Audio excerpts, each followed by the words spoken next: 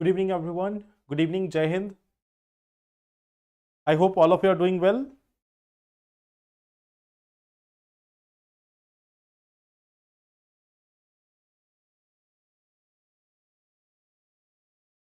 Good evening, everyone. So, I hope I'm properly audible and visible to all of you.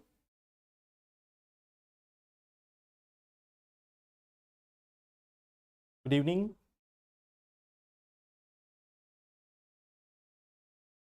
Good evening. So, I welcome you all to the session. And today we are going to discuss some of the topics like the first topic which we are going to discuss is World Cancer Day. Today is 4th of Feb. So, World Cancer Day is celebrated on 4th Feb 2000, means it is celebrated on 4th Feb. So we are celebrating the 25th World Cancer Day. So we will see some facts with respect to cancer in India. We will look at some of the topics with respect to this, that this Cancer Day, how it is celebrated and why it is celebrated, what is the prevalence of cancer in India and related things. Then we will also talk about this one important topic. Recently, there has been one case in Supreme Court. The case has been about the appointment of chairperson of BPSC, Bihar Public Service Commission. So you know that from the last 3-4 months, Bihar PCS and BPSC, it has been continuously there in the news for the wrong reasons. Now we have this one case also in the Supreme Court with respect to BPSC. So we will see about this appointment and removal process because the case is also surrounding this only. Okay. Then we will discuss about another topic which is definition of forest in India and also about the forest cover in India as per the latest report. So we are going to cover that also. Cotton mission in India, that is also one part. Like last day we have seen about this nuclear mission of India. So we will be covering the different missions or different schemes which has been highlighted by the budget for this year. So on daily basis we will try to pick some topic from the budget and then we will be discussing it. Okay. And then we will also have practice question from environment April 2024. Okay. There is a question from Disha that UPSC form के लिए passport size photo blazer में या normal shirt. Normal shirt will also be fine. Normal shirt में भी चलेगा, कोई problem नहीं है. You can have it in normal shirt also. You can have it in formal also. As per your choice. Yeah. As per your choice, you can go for this photo. Okay. Good evening. I am quite good. I hope all of you are doing well. So we can start with some questions first, and then we will come to these topics. So before we go into that, like in the morning also we are having this discussion about geography practice questions, and this crash course is also going on. In crash course now geography has been started. Geography is being now discussed in this crash course. So those who want to join the course, the admission is still open, and we will be covering GS paper 1 as well as CSAT in these sections. Okay. So let's start the questions now. The first thing is, which of the following is correct with respect to Bharat small reactors? We have discussed this topic in the last session, Bharat small reactors. The question is, which of the following is correct with respect to Bharat small reactors? They are generally manufactured in industries and assembled at desired location. It is based on the concept of pressurized heavy water reactor. So select the correct answer. Select the correct answer using the code given below.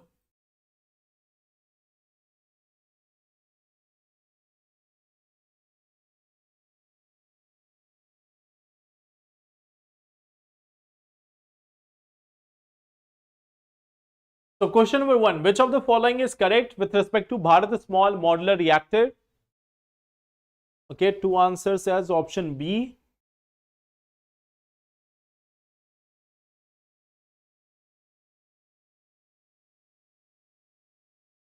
Option B. Okay. So Yes, I think most of the people are going with option number B. One answer from Harendra as option C. Okay. Now see, if you look at this question, they are generally manufactured in industries and assembled at desired location. No, this is not the case with Bharat Small Reactor. In the last session, I have explained you, there are two things. One is Bharat Small Reactor and one is Bharat Small Modular Reactor. So Bharat Small Modular Reactors are in the conceptual phase right now. We are developing it. But Bharat Small Reactor is basically a small reactor of power 220 megawatt. It will be built like a conventional reactor only. Only difference is it will be smaller in size. So this first option is incorrect. Second is correct. Answer will be option B, 2 only. How many of the following is correct with respect to National Commission on Scheduled Tribes? It is a 5-membered constitutional body. Its members are appointed by the President of India. All the members of NCST are given rank equal to Union Cabinet Minister.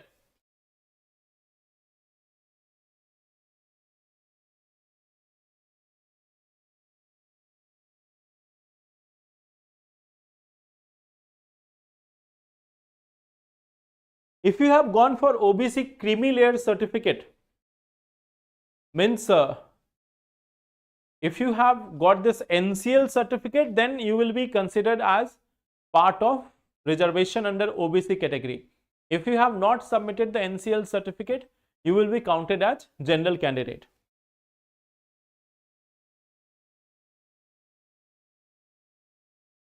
So what will be the answer here?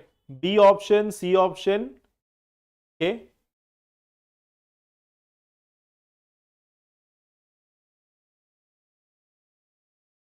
Here we are having answers as B option also and C option also. See, look at this part. It is a 5-membered constitutional body. You know that this one is correct. Its members are appointed by the President of India. We have seen also under his hand and seal. So this second option is also correct. All the members of NCST are given rank equal to Union Cabinet Minister. This will be incorrect. You know that chairperson of NCST, chairperson of National Commission on Scheduled Tribe, he is given the rank of a Union Cabinet Minister. The vice chairperson, he is given the rank of a Minister of State of Union. And the third one, if we talk about the other members, they are given the rank of Secretary to the Government of India. So this option here will be B option, only 2. Third one is incorrect. Coming to the next question, how many of the following are correct regarding cloudburst?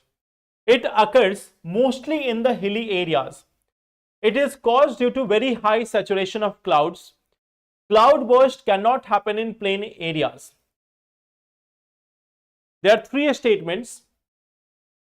Look at this. There are 3 statements.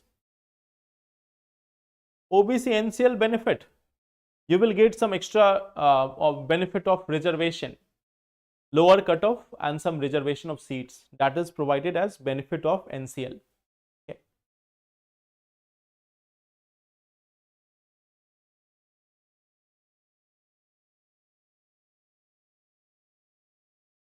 Question number 3. Question number 3. How many of the following are correct regarding cloudburst? It occurs mostly in hilly areas. Second statement says that it is caused due to very high saturation of clouds. Third says that it cannot happen in plain areas.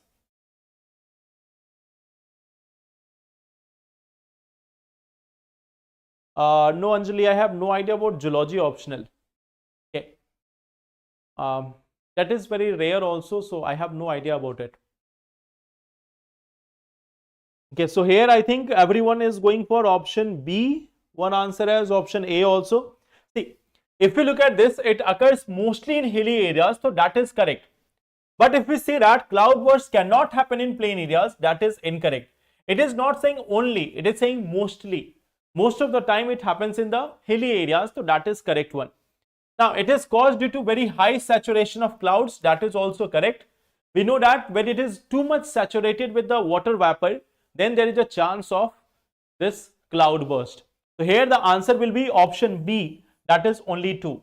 It is caused due to very high saturation of cloud and it occurs mostly in the hilly areas but can also occur in plain areas. So here the answer will be option B, that is only 2. Okay. Now we are going to start with our topic. The topic is World Cancer Day, Feb 2000, Feb 4. Okay. So this year the theme is, if we look at the theme of this year, that is United by Unique. Okay. It is having the theme United by Unique. United by Unique. Okay. What is this? What is this meaning of United by Unique?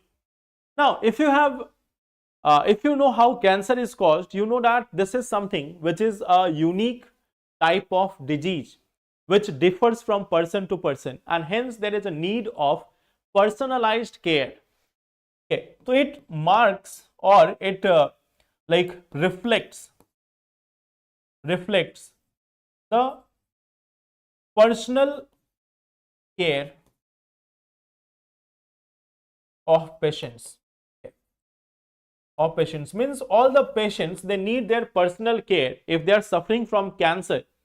So United by Unique, it means that like they will be given this personalized option, they will be given this personalized treatment option. So that is what we understand by United by Unique.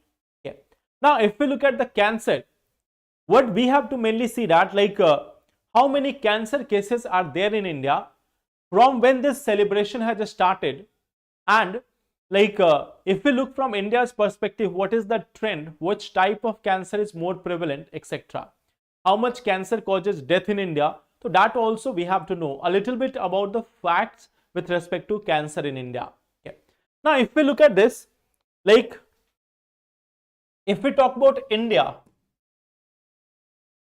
if we are talking about India, if we see how much cancer cases are there, so you will find that India is having this prediction of getting around 29.8 million cases of cancer by 2025.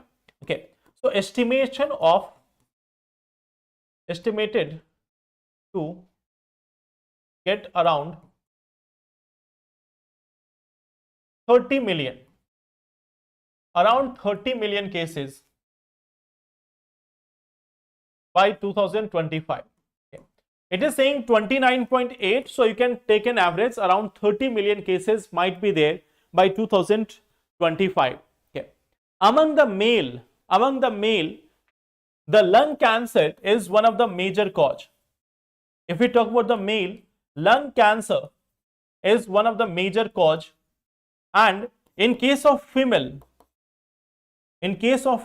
we have seen that breast cancer is the leading cancer in India. We have also discussed in the previous sessions about this cervical cancer also. Cervical cancer, which is caused due to a virus. What was the name of the virus? Anyone?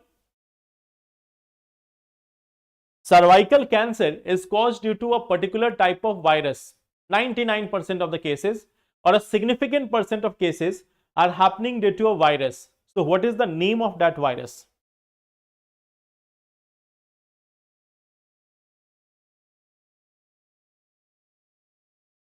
Anyone?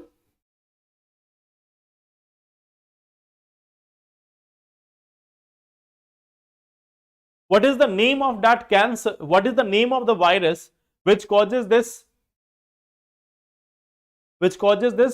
cervical cancer among women? Yes, it is HPV, that is human papilloma virus. We have discussed about this virus in the past, human papilloma virus. Human papilloma virus, HPV. So this is the leading cause of cervical cancer in India. And when we talk about India, this is the second leading cause of death among the non-communicable diseases. This is a non-communicable disease, means it is not transmitted from one person to another person. Okay, it is not transmitted from one person to another person. So this is one thing. It is the second leading cause of death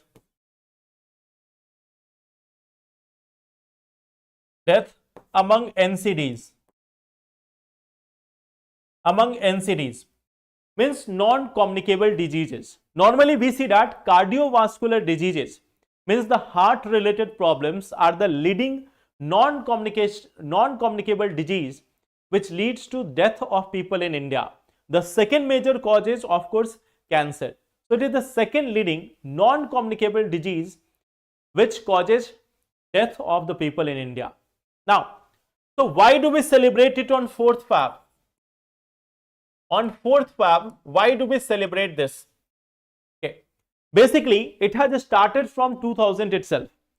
Basically, this celebration has started from 2000 itself. Like, there was this Charter of Paris against cancer. Okay.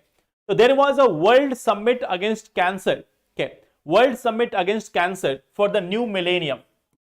There was this World Summit for cancer in new millennium. Okay, so this was conducted in 2000. This was conducted in 2000, and there was a signing of a Charter of Paris. Charter of Paris against cancer. There was a signing of Charter of Paris. Charter of Paris against cancer. And from this day itself, there is celebration of this World Cancer Day throughout the world. World Cancer Day is celebrated on, it is observed on 4th of Feb every year. So this is the 25th such observance of World Cancer Day to spread the awareness among people about this. This year, it is having the theme of United by Unique. Okay. So United by Unique is focusing on personalized care. And this will be a 3-year program. Okay. A 3-year program. 3-year program focusing on personalized care. Okay. So it is focusing on personalized care. So United by Unique, that is the theme of this year. Okay. So it is talking about people-centric approach. It is talking about those approaches which can help the cancer patients at individual level. So that is the aim of this part. Yes, cervical cancer can be transmitted by sexually transmitted diseases. Yes, that is true. It is also caused due to lack of hygiene also. It may also be caused due to lack of hygiene also. Normally, if we look at this, human papilloma virus is also commonly seen in adolescent girls also, or teenage girls also, or at least before the 25 years of age. It is one of the common cause of cancer also. So it can be due to lack of feminine hygiene. It can be also transmitted from, it is also a type of sexually transmitted disease also.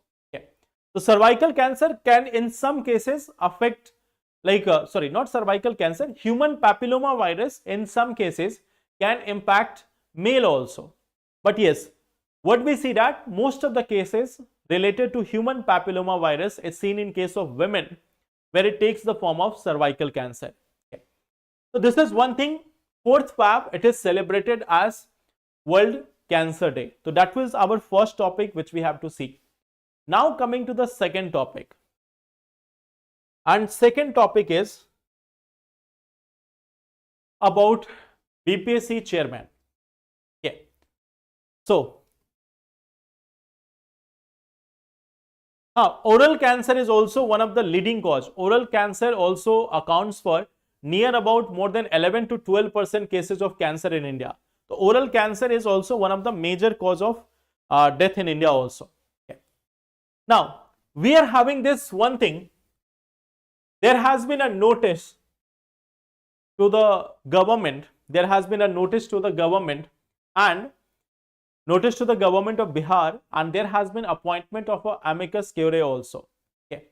So this is the matter with respect to BPSC chairman. Okay. Now, why this controversy is there?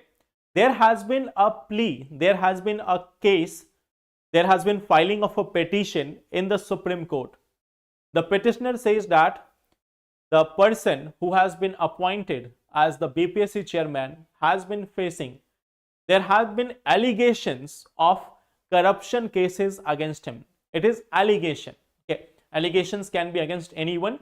So the person has challenged that in his petition. He has said that there were allegations of corruption against the person who has been appointed as BPSC chairman.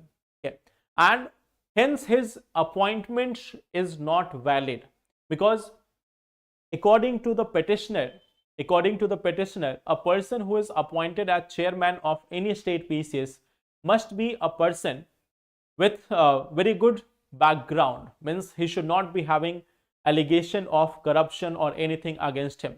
He should be having a clean background. Then only he can be appointed as the chairperson. Okay. So that is the petition. That is the petition which has been filed in the Supreme Court. Okay. Now, what happens in this case? What is the judgment of Supreme Court? We will see it later. But what we will focus on, that how do we have appointment of this chairperson, and is there any qualification for this? Who can be removing this and everything? Okay.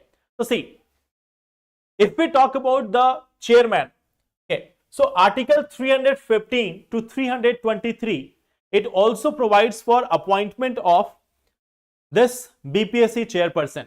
So Article 315 to Article 323, they also provides for appointment of State Public Service Commission as well as UPSC. So constitutional article is same here. What we see that chairpersons and other members, they are appointed by the governor. So governor is the one appointing them. Then we see that how many members will be there, like how many members are going to be there in any of the state PCS or state public service commission. That is going to be decided by governor of the state. So this is one question which might be asked in the examination, that has this number been fixed by the constitution or the parliament or the state legislature or the president or governor. So remember this one part from where you can get the question, that who will decide the number here? The number will be decided by the governor. Okay. The chairperson and even other members, they have a tenure of 6 years or maximum up to 62 years. Okay. They can be appointed as part of members of UPSC, but they are not eligible for further appointment under the state. Okay. So this is one thing which you know. Okay. Is there any qualification given in the constitution? The answer is no. There is no such qualification. Okay. There is just one thing, that at least 1/2 of the members of this commission should be those people who have held office for at least 10 years in the government. Okay. Means at least 1/2 of the person have to be those members who have held office for at least 10 years, either under the government of India or government of state. When suppose that if there are 6 members, so out of 6, 3 members should be those people who have worked with the government, either the state government or the union government, for at least 10 years. They can be appointed as member or the chairperson. So there is no qualification which has been mentioned. Okay. Now, tell me one thing. He is appointed by the governor, but who will be removing the chairperson of any state public service commission? If there is a requirement to remove the chairperson of any state public service commission, then how he can be removed? So parliament. Oral cancer means cancer related to mouth. Okay.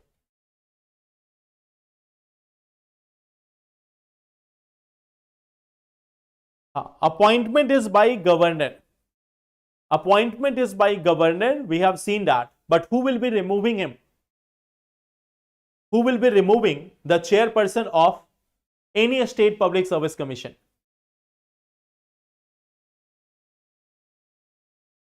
Yes. It is simply removal is done by the president. Okay. Removal, if we look at this, removal by president.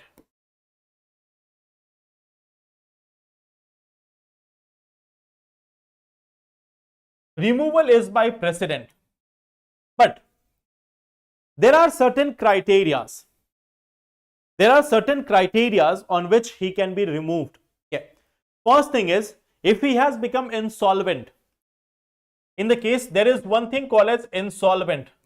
Means he has become bankrupt. If the person has become bankrupt, then he will be removed from the post. If he has become bankrupt, then he will be removed from the post. So that is one thing. Now at the same time, like suppose that he is moonlighting. There is a term called as moonlighting. You might be aware about this. Anyone? What is moonlighting? Now we will come to Supreme Court part. That when there is a requirement of Supreme Court, in the case a person has been adjourned, in a case when he has been adjudged as insolvent or bankrupt, there is no requirement of approval from the Supreme Court. If he has become insolvent, he can be simply removed by the precedent. Okay. Now there is another term which you might be aware about, like there is one thing called as moonlighting. Okay. So are you aware what is this moonlighting? Any idea?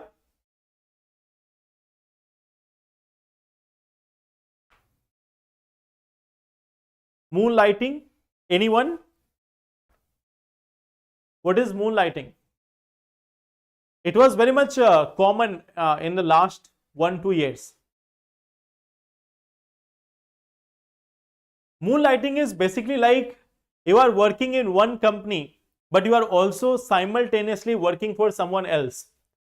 Moonlighting is just like this, that you are working in one company, but at the same time you are also working for someone else's company, like in freelance mode or anything. Okay. So that is the one thing.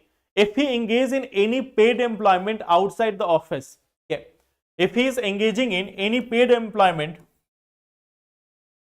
if he or she engages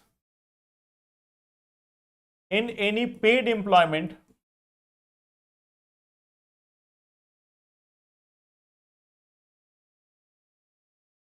outside his office, when suppose that he is the chairperson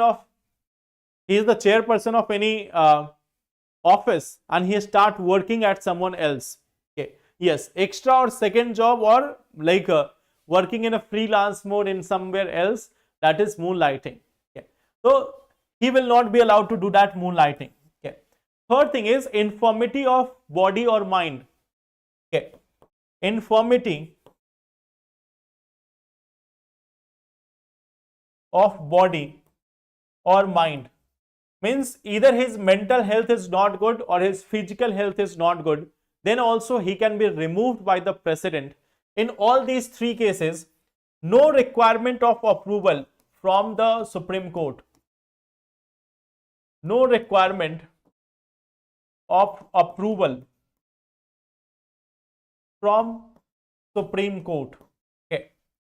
Now there is a fourth case, that is misbehavior, and misbehavior is basically about corruption and everything. Okay.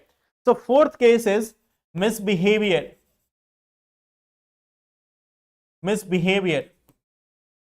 So this is one part where requirement of Supreme Court approval.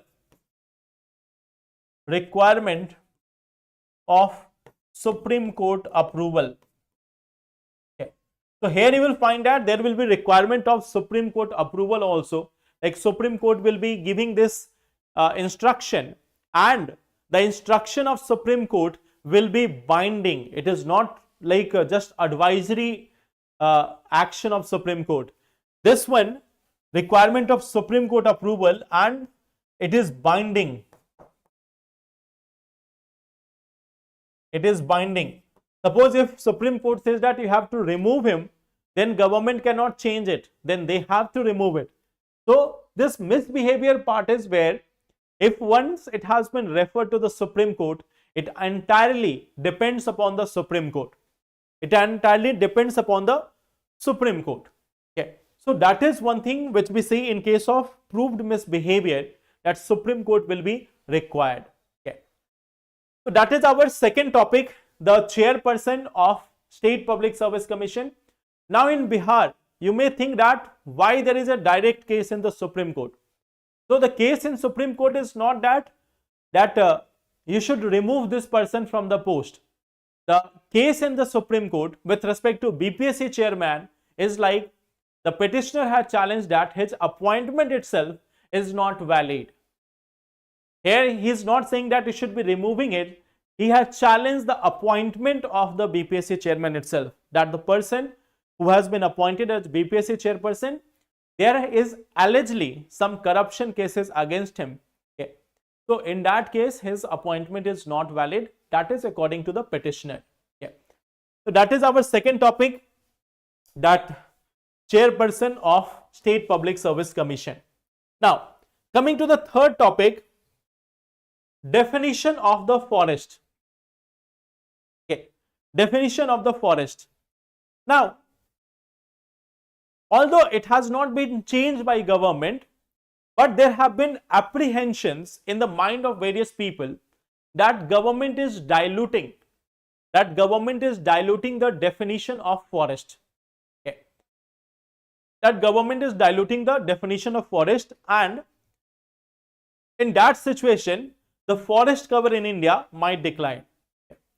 So what has been said by the petitioner, that now government considers only those areas to be forest which are either on the land held by the government or acquired by the government, or those areas which have been earlier classified as forest. Okay. It is said that, like, what is the condition or what is the claim? If we look at the claim is like this. Okay. That definition of forest. Definition of forest. So it is said that government is diluting this definition. According to the petitioner, they are saying that government says forest is equal to forest on land of government, or forest classified as forest.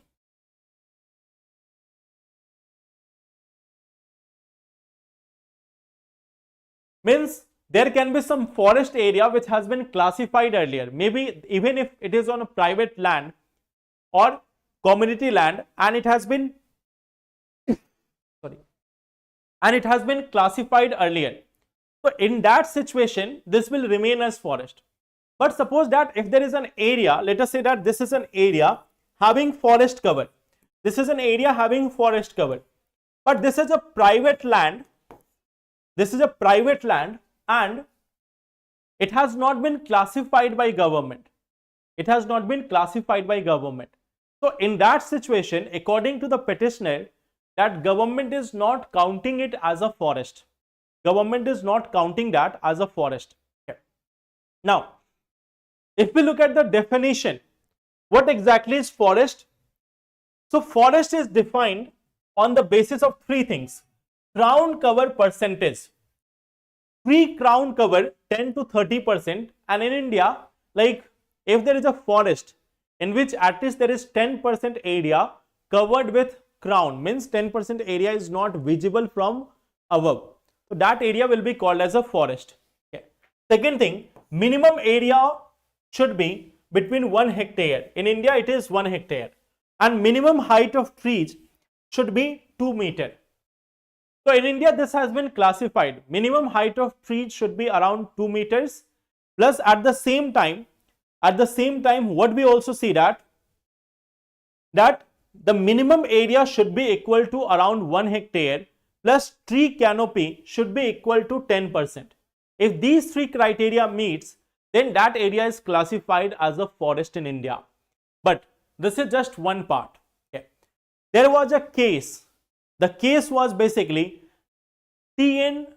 Godavarman versus Union of India. And in that, Supreme Court has said that definition of forest is equal to the definition of forest given in any dictionary, or simply dictionary meaning of forest will be counted as forest. Okay. So see, what is this condition? Okay. the word forest must be understood according to its dictionary meaning. Okay.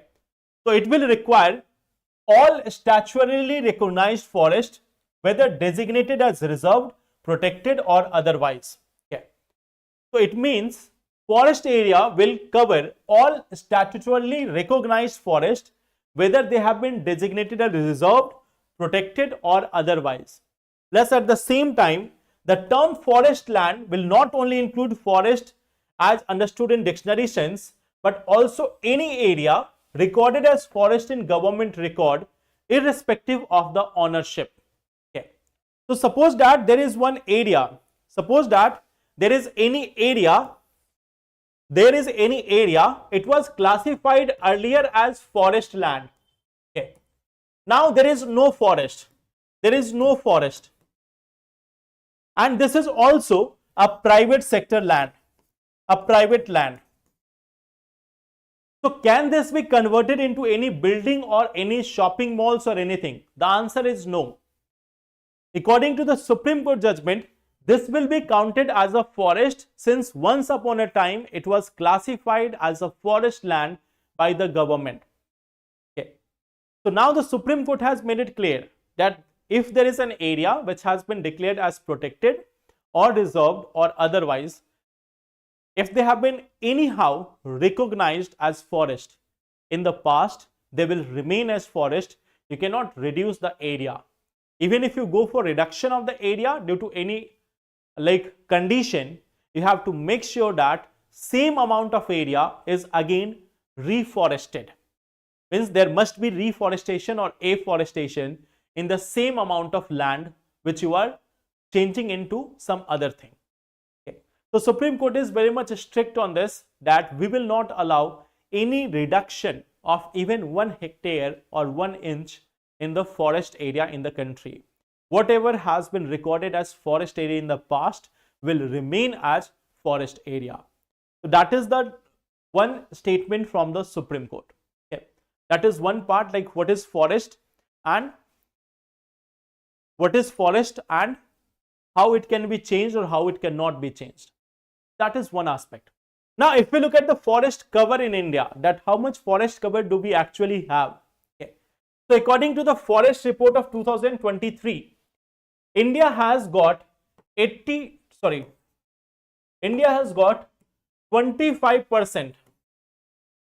25.17% of geographical area under forest and tree cover.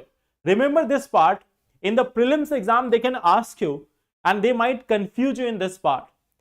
They can give you that India has 25.17% of geographical area under forest cover. That will be wrong. Under the forest cover, we have this 21.76. 21.76, that is your forest cover. Okay. The tree cover is around 3.41%. So this 25.17% of geographical area is for forest and tree cover, not just forest, not only just forest, it is forest plus tree cover. So this is forest plus tree cover. Now, top 3 states by forest cover: Madhya Pradesh, Arunachal Pradesh, Maharashtra. Okay. So Madhya Pradesh and Arunachal Pradesh and Maharashtra, they have the highest area under this forest cover. Okay. Then if we look at other figures, maximum increase and maximum loss, this is also one thing on which you can get the question. So maximum increase has been seen in case of Chhattisgarh, Uttar Pradesh, Odisha and Rajasthan. They have got the maximum increase in the forest cover. Okay. In the previous sessions, we have talked about mangroves also. One day I have asked you a question, next day I have discussed about that also, about the mangroves. These are about the forest cover. Okay. So Chhattisgarh, Uttar Pradesh, Odisha and Rajasthan, they have got the maximum increase. Second thing is maximum loss, that is in Madhya Pradesh, Karnataka, Ladakh and Nagaland. Okay. So if we look at the area wise loss, it is Madhya Pradesh, Karnataka, Ladakh and Nagaland. Okay. So they generally ask you question on the basis of this also. If you look at the areas with highest forest cover, that is Madhya Pradesh. We have already seen that. Then we have Arunachal Pradesh and Maharashtra. Okay. So this is one part, how much forest cover we have, plus how much tree cover we have, which state has seen maximum increase, which state has seen maximum loss also. So that is one part which we have to see here in case of forest definition also, forest cover also. Okay. We will be discussing more about this report also in other topics as well. Okay. Now, coming to the next one, these are the plants of cotton. What is cotton used for?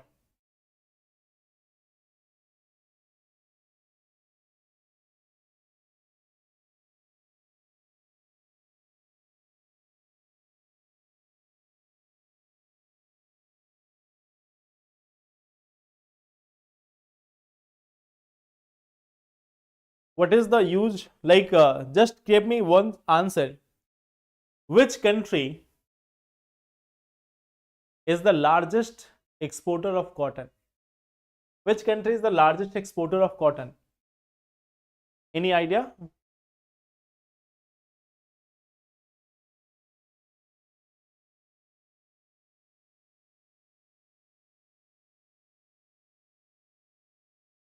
Which country is the largest exporter of cotton?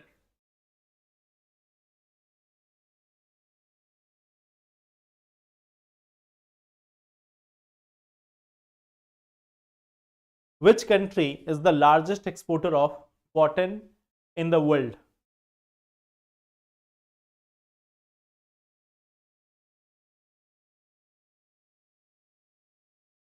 USA, China.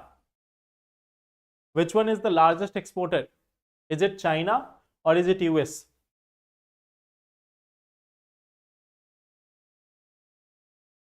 Remember one thing, the first or the largest exporter of cotton in the world is China. Then after we have USA, and on third number we have India. So it is China, US and India. Okay. You'll find this is China, then we have United States, then we have India. Okay. So China is the largest exporter right now. Now we have got this National Cotton Mission. Okay. We have got this National Cotton Mission. Why do we have got it? Let us try to understand it. Okay. See, cotton is one such thing which can help us in getting export also. It can provide more income to farmer also. So it is economically and it is beneficial for the farmers also. It is beneficial for the country also, for growth of industry also, export also, etc. etc. Okay. But when we talk about India, in India, what you will find that there are generally three types of cotton, although India has 4 different varieties of cotton in India. Okay. But there are 3 types of the cotton. Okay. One is having long staple, medium staple and small staple. Okay. So long staple, medium staple and small staple. It is about the size of the cotton flower. This is all about the size of the cotton flower. Now in India, what is seen that this is the majority of cotton in India. Majority of cotton in India belongs to this category. Okay. Majority of cotton in India belongs to this category. This is also export oriented, but what we see that this one is considered premium quality of cotton. This is basically premium quality. But what we see that yield is lower. Yield is lower. Hence in India, we are having lesser cultivation of this long staple flowers or long staple cotton in India. Okay. So due to which, like China and other countries, US and all, they are one of the largest exporter. Even though India is one of the main countries which produces cotton in the world, despite that, what we see that in case of India, we are mostly growing this medium staple. We are mostly growing this medium staple cotton. Hence what we see that our export is somewhat on the lesser side, whereas China is having the export on the larger side. US is also having the major exports. Okay. So now, for this very thing, government has come with this national cotton mission. Government has come with this national cotton mission, and it will focus on, okay, so here what we'll find that focus on R&D, particularly for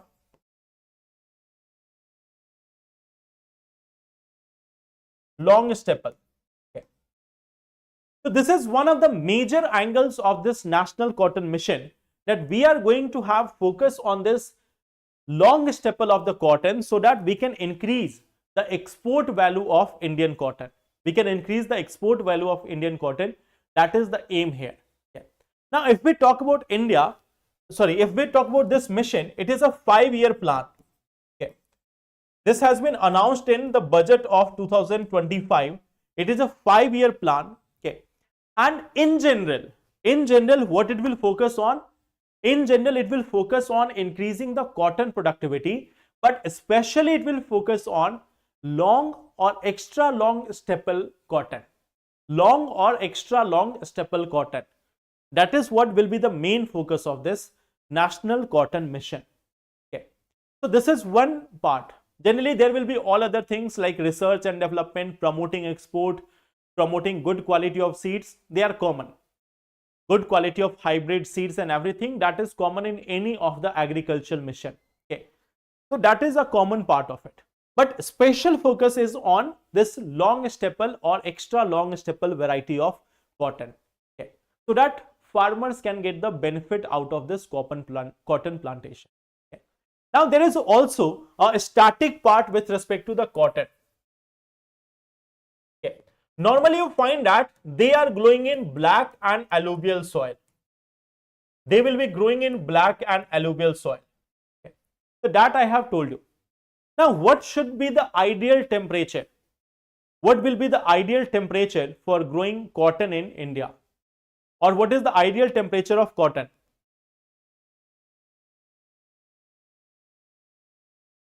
What should be the ideal temperature and what should be the rainfall?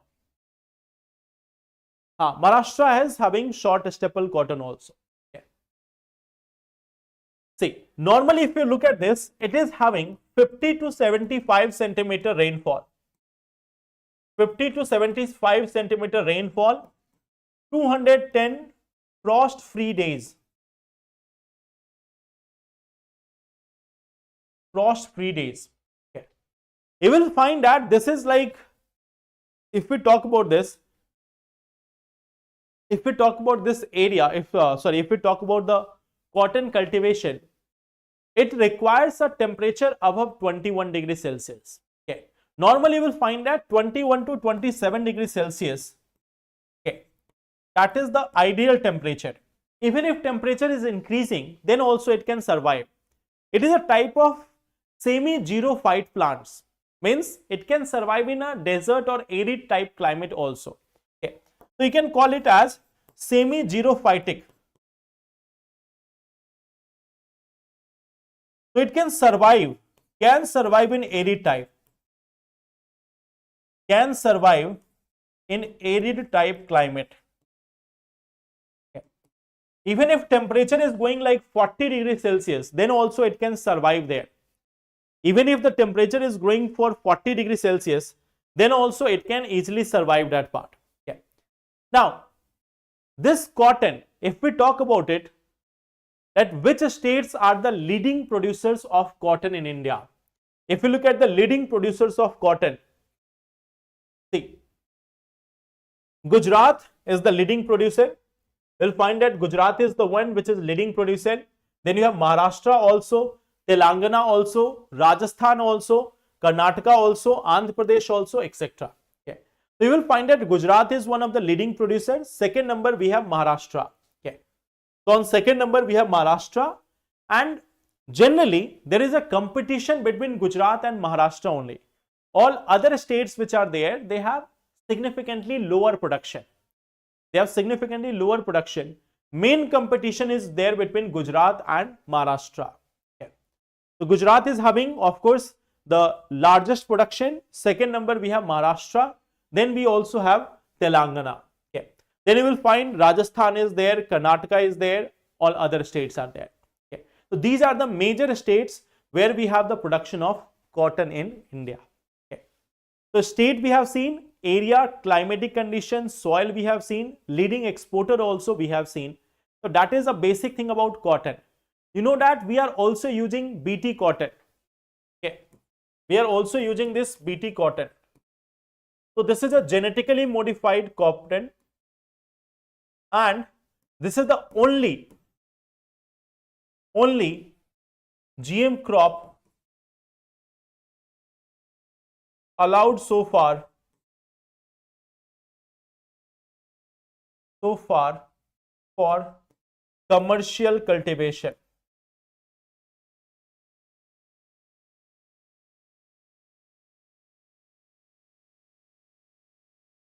Okay. So even now, even in the present year, this is the only such cotton which is, this is the only such GM crops which is allowed for commercial cultivation in India. Okay. So that is our fourth topic, cotton. Since National Cotton Mission has been launched, there is a chance that this year you might get a question on cotton or cotton cultivation, cotton export, etc. in the prelims exam. You can also be asked question about cotton industry in the British times. So when you are reading the modern history, read about the cotton industry there also. Okay. In the mains, they can be asking you question with respect to cotton industry in India or the industries in the time of in the 19th century. There also you might get a question as well. Okay. Yes, Bacillus thuringiensis is there. So that is the bacteria from which we are using Cry1AB and Cry2AC gene. Okay. So that is our fourth topic, cotton. Okay. Now we will have this question also from Environment, April 2024. Okay. Free day. Free day with respect to what? In what respect you are asking about free day? Now, let's look at this question. Which of the following is not correct with respect to Great Indian Bustard? It is included in the Species Recovery Program. It is listed in Schedule 1 of Wildlife Protection Act. It is listed as critically endangered in IUCN Red List. It mostly prefers wetlands and irrigated areas.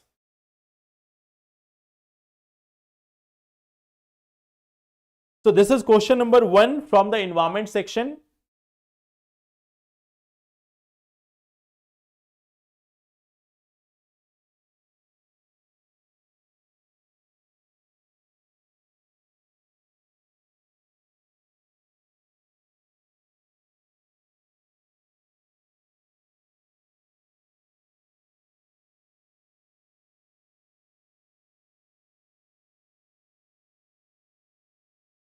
D option.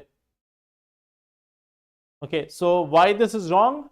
You know that it prefers arid areas. So this is preferring the arid regions, not the wetlands and irrigated areas. So this option is wrong. It mostly prefers the arid regions or grasslands or shrublands. Okay. Grasslands or shrublands, that is the ideal location preferred by the Great Indian Bustard. So this fourth option is incorrect. Okay, answer will be option D. How many of the following are correct with respect to millets? They are adapted to dry land agroecologies of the arid and semi-arid region. It can be utilized for food, feed, fodder, biofuels and brewing. Third is, millets do not attract pests. How many of the following are correct with respect to millets? They are adapted to dry land agroecologies of the arid and semi-arid tropics. They can be utilized for food, feed, fodder, biofuels and brewing. Millets do not attract pests. Question number 2. That is the state bird of Rajasthan also, Great Indian Bustard.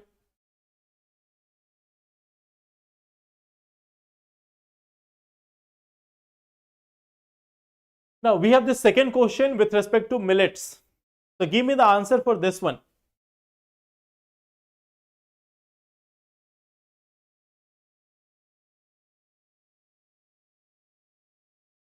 Okay, B answer.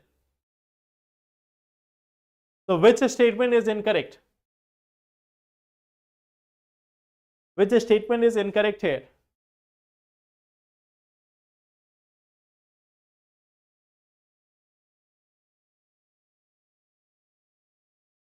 Third is incorrect. See, third statement is correct. Even if you look at the government official documents, government has been recently promoting the millets. Millets are considered as those food items which do not attract the pests. They do not require the spray of chemical fertilizers or chemical pesticides. That is the best part about the millets. They do not attract the insects. Okay. So that's why they are considered as significant one. They do not require it. Jowar, bajra, ragi, they do not require the pests. They do not require the pesticide. Okay. Even in government official document with respect to millets, you will find that it is written there, they do not require pesticides because they do not attract the pests. So this third option is correct. Second is already correct. First is also correct. Answer will be 3. Okay. All 3 will be correct answer. Okay. So this third option is not incorrect. Third option is actually correct. I add only those statements where you get confused. So if I have added it there, that is just for this part, that if you get a question in an exam which says that millets do not attract pests or anything with respect to this, you have to go by this part. They do not attract the pest. They do not require the pesticides. Okay. So that is according to government websites also, government PDFs also. Okay. So answer will be C option. Third question. Which of the following statement is not correct with respect to Green Credit Program? It aims to enhance India's forest and tree cover. It aims to build an inventory of degraded land suitable for plantation. It encourages participation of individuals and entities in pro-planet action by rewarding green credits. It has been notified under Biological Diversity Act 2002.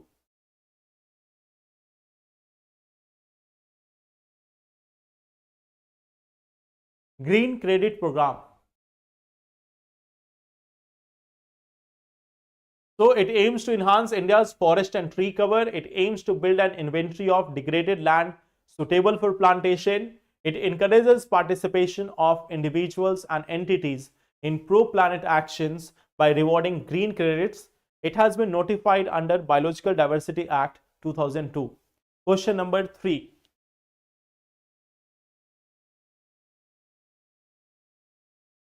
Question number 3.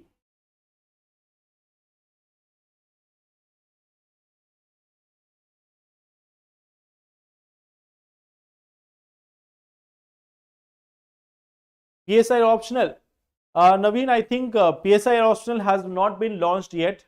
If it is announced in the future, you will get to know it through the websites or the YouTube channel. Okay.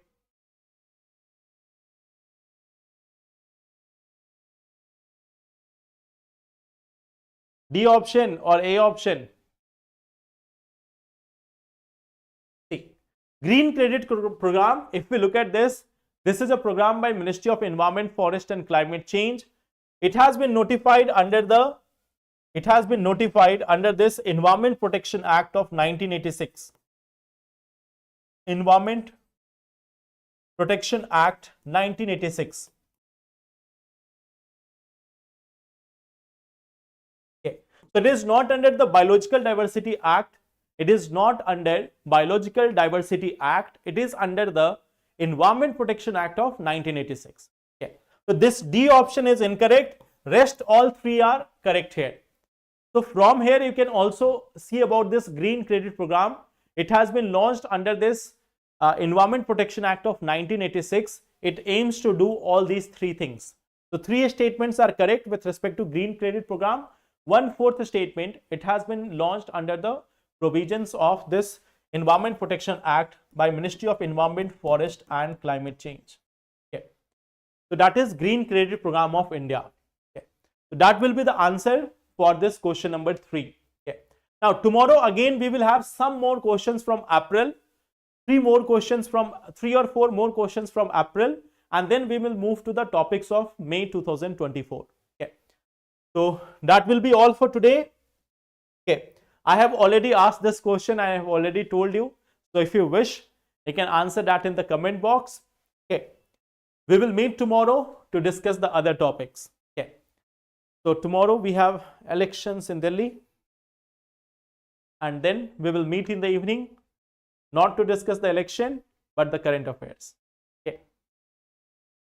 So let's meet tomorrow at 5 p.m. again to discuss the remaining things. Tomorrow in the morning at 8 a.m. we will be discussing the questions of geography also. So in the morning at 8 a.m. physical geography class 11th chapter 6 to 10. Okay. That will be the topics which we will be discussing in tomorrow's session in the morning, and in the evening at 5 p.m. we will discuss the current affairs. Okay. Sir, please tell me whether I should take geology as optional subject, as I am not able to understand it. So if you are not able to understand it, then don't go for it. If you are not able to understand geology as a subject, then don't go for it. Take any other optional which you can understand easily. Okay. Go for that subject. See, when you are choosing the optional, try to do one simple test of it, whether you should go for one option or not. See whether you are understanding it.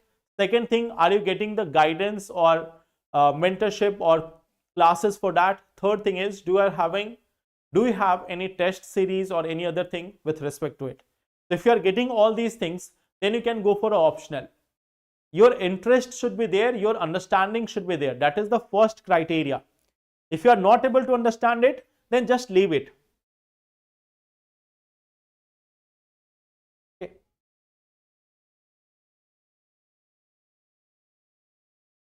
So I hope that clarifies your question, Anjali.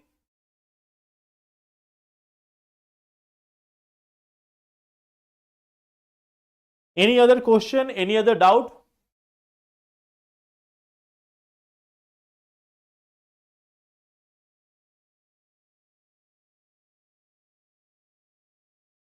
Okay, so thank you everyone. Then let's meet tomorrow at the same time to discuss more topics. Thank you everyone. Take care. Thank you.